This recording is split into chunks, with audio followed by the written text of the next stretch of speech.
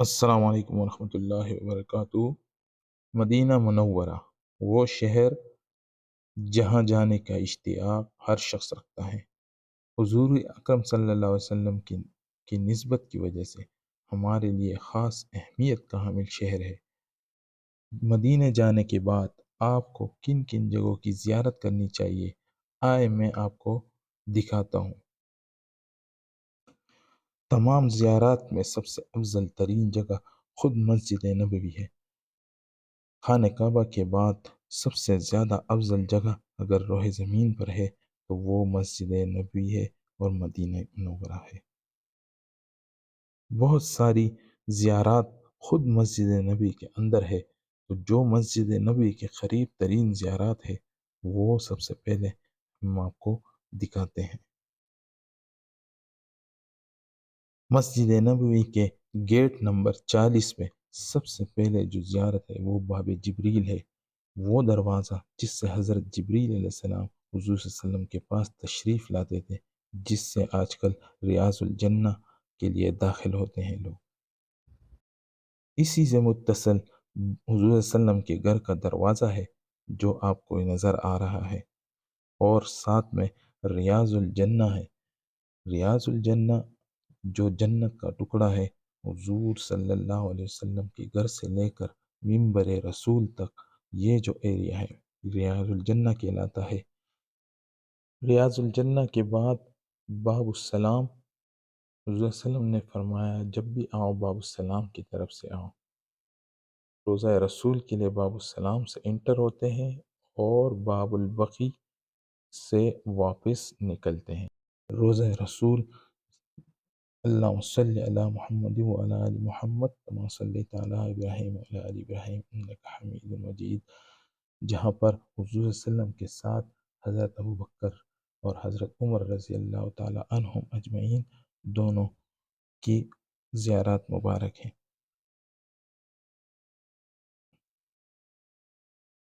باب السلام سے ہم داخل ہوتے ہیں اور باب البقی کے دروازے سے ہم جو ہے باہر نکلتے ہیں۔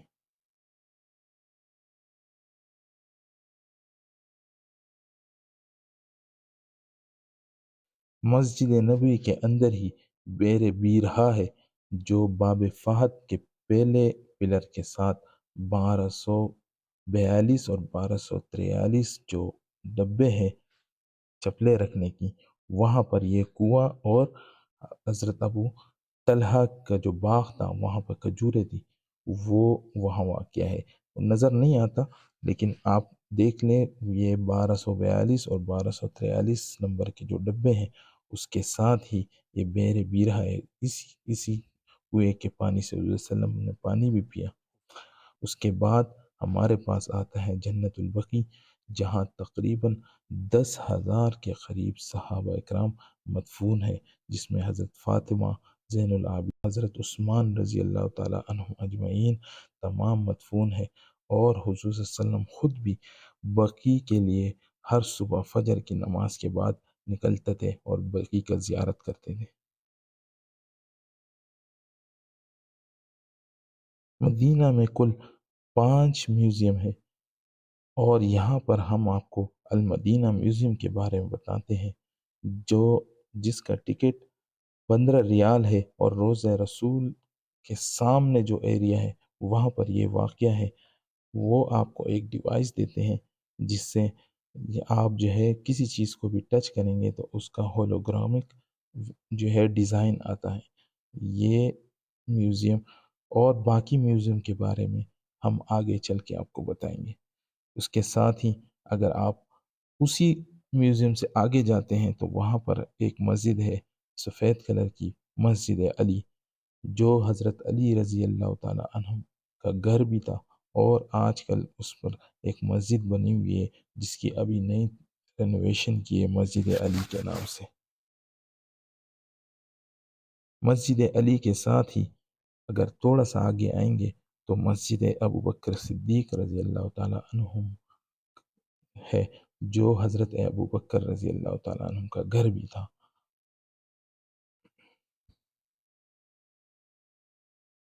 مسجد ابوبکر کے ساتھ ہی جو اگلی مسجد ہے وہ مسجد غمامہ ہے۔ مسجد غمامہ جہاں عید کی نماز آپ صلی اللہ علیہ وسلم نے پڑھائی اور نجاشی بادشاہ کی نماز جنازہ بھی وہیں ادا کی، نماز استسقاء بھی حضور صلی اللہ علیہ وسلم نے یہاں پر ادا کی۔ مسجد عمر، مسجد غمامہ سے 3 سے 4 منٹ کے فاصلے پر جو مسجد آتی ہے مسجد عمر ہے، جو حضرت عمر رضی اللہ تعالیٰ عنہ کا گھر بھی تھا۔ مسجد نبوی کے گیٹ نمبر 36 سے نکل کر اگلی روڈ پہ جو ہوٹل اوبرائے واقع ہیں، وہاں پر جو مسجد ہے وہ مسجد امام بخاری ہے، جہاں پر امام بخاری نے بیٹھ کر پوری بخاری شریف لکھی ہے۔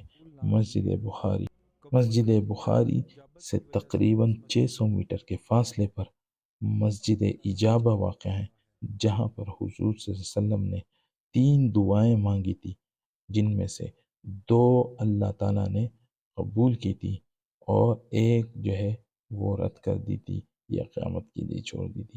مسجد نبوی کے گیٹ نمبر 4 پر حضرت عثمان رضی اللہ تعالیٰ عنہ کا گھر واقع ہے، جس پر اب مسجد عثمان تعمیر کیا گیا ہے۔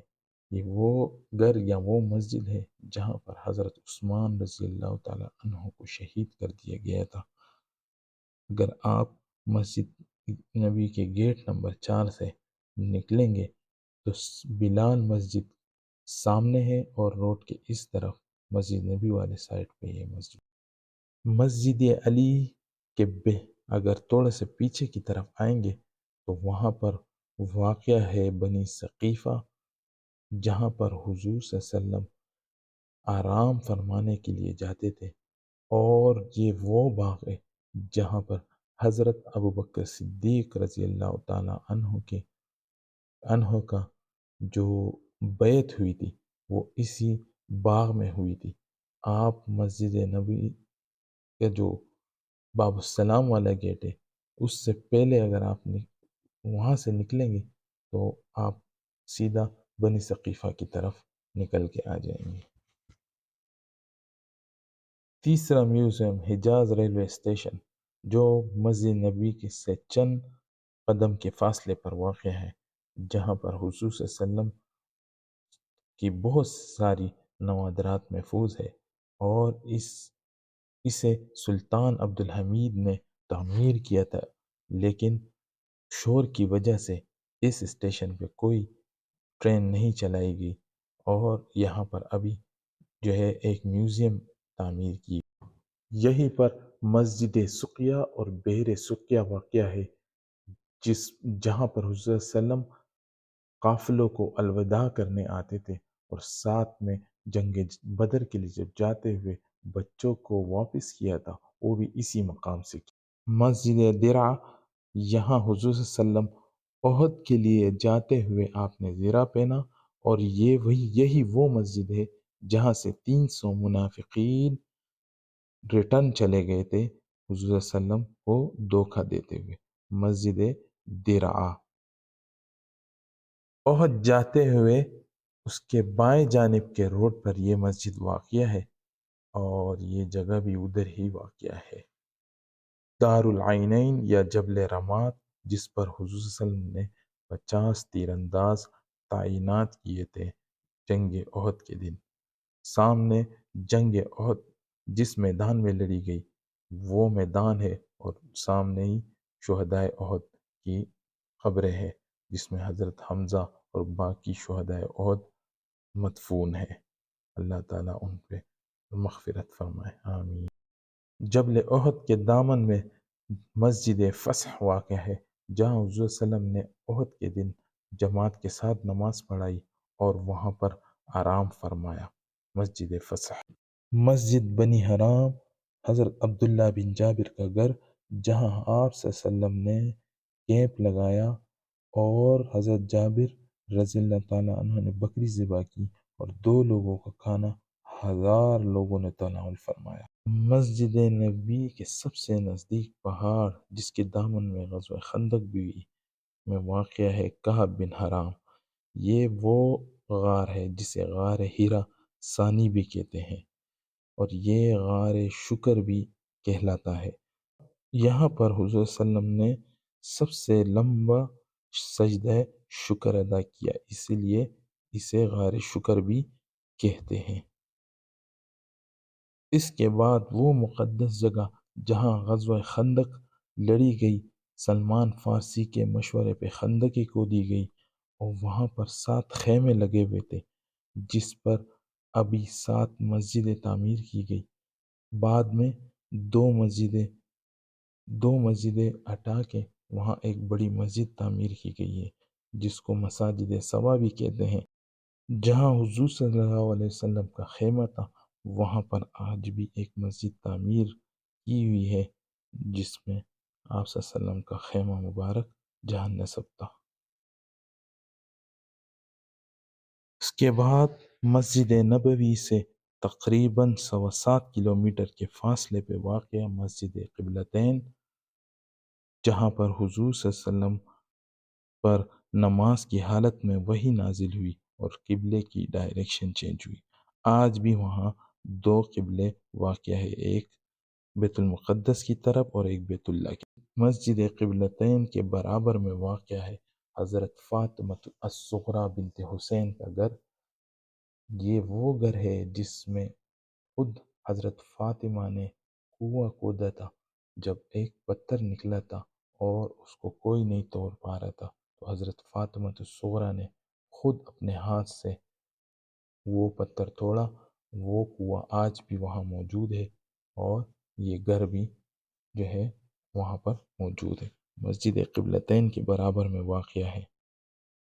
بئر عثمان جو مسجد نبوی سے تقریباً 5 کلومیٹر اور مسجد قبلتین سے 2 کلومیٹر کے فاصلے پر واقع ہے، وہ کنواں جسے حضرت عثمان رضی اللہ تعالیٰ عنہ نے ایک یہودی سے خریدا تھا، جس کے بعد حضرت صلی اللہ علیہ وسلم نے حضرت عثمان کو جنت کی بشارت دی تھی۔ بئر غرس مسجد نبی سے تقریباً 1.25 کلومیٹر کے فاصلے پر مسجد قباء کی طرف جاتے ہوئے یہ کنواں آتا ہے۔ یہ وہ کنواں ہے جس سے حضور صلی اللہ علیہ وسلم کو غسل دیا گیا تھا اور حضور صلی اللہ علیہ وسلم نے اس میں اپنا لعاب ڈالا تھا، جس کی وجہ سے یہ میٹھا ہو گیا تھا۔ آج بھی اس کا پانی استعمال ہوتا ہے۔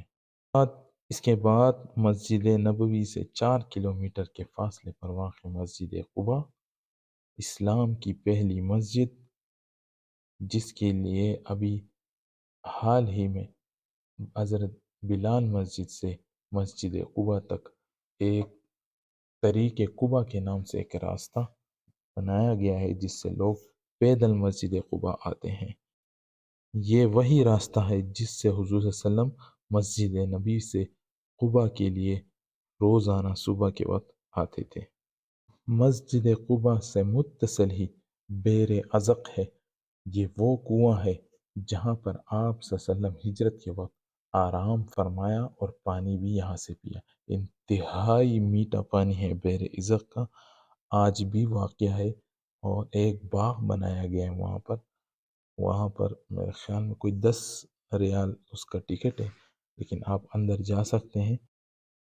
مسجد قباء سے تقریباً 400 میٹر کے فاصلے پر مسجد جمعہ واقع ہے، جہاں پر حضور صلی اللہ علیہ وسلم نے اسلام کا پہلا جمعہ پڑھایا۔ جب آپ صلی اللہ علیہ وسلم مسجد قباء سے مدینے کی طرف تشریف لا رہے تھے، تو یہاں پر آپ صلی اللہ علیہ وسلم نے جمعے کی نماز ادا کی۔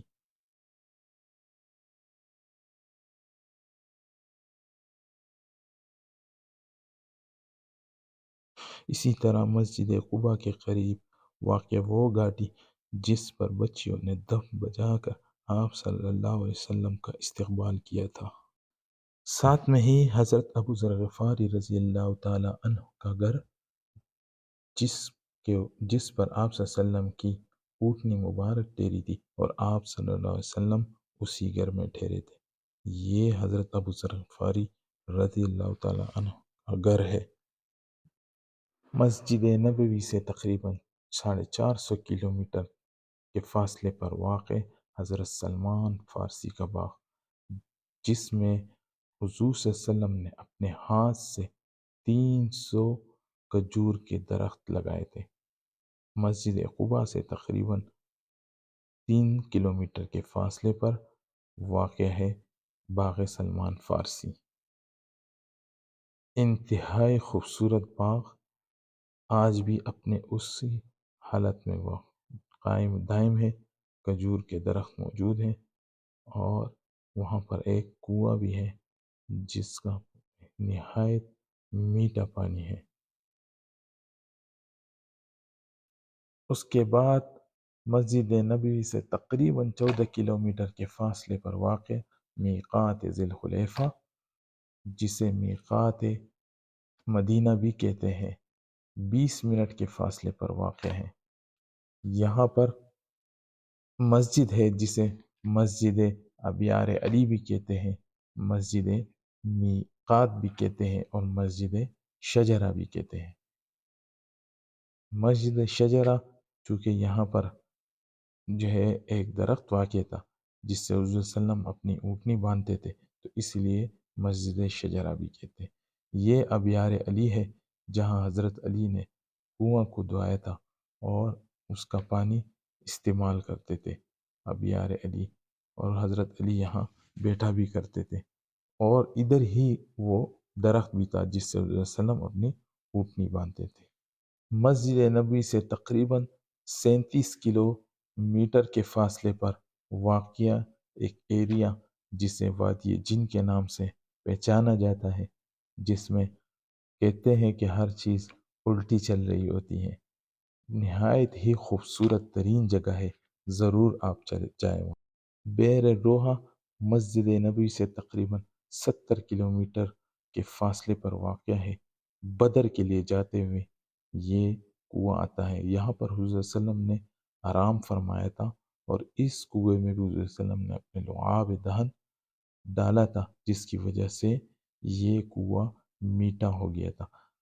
اسے بیر شفا بھی کہتے ہیں، لوگ یہاں سے پانی لے کر جاتے ہیں، یہاں اس کنویں میں شفا ہے اور لوگ اس کو شفا کے طور پر پانی استعمال کرتے ہیں۔ شہدائے بدر کے نام مسجد نبوی سے تقریباً 152 کلومیٹر کے فاصلے پر واقع میدان بدر، مسجد عریش اور بدر کا قبرستان، یہ مسجد نبی سے 152 کلومیٹر کے فاصلے پر واقع ہے۔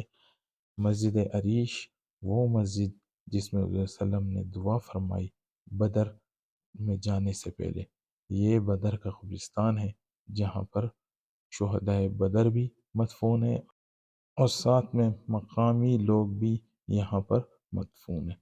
اسی قبرستان کے ساتھ وہ باغ موجود ہے جہاں پر وہ چشمہ تھا پانی کا جس پہ مسلمانوں نے قبضہ کیا تھا، وہ چشمہ بھی یہاں پر موجود ہے۔ پانی تو اب اس میں نہیں ہے لیکن وہ آثار ہے کہ یہ وہ چشمہ ہے۔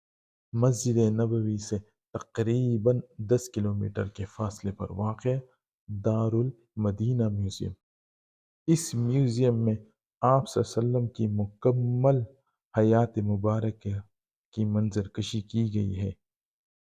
میوزیم کی ٹائمنگ یہ تقریباً 11 سے لے کر 7 بجے تک کی ٹائمنگ ہے اور پر ہیڈ 25 ریال ہے۔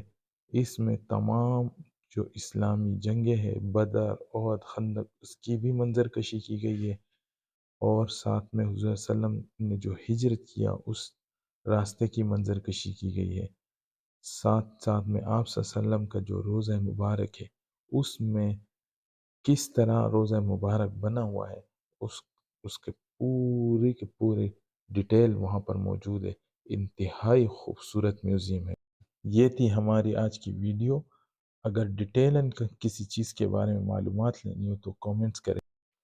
امید ہے آپ لوگوں کو پسند آئی ہوگی۔ السلام علیکم ورحمۃ اللہ وبرکاتہ۔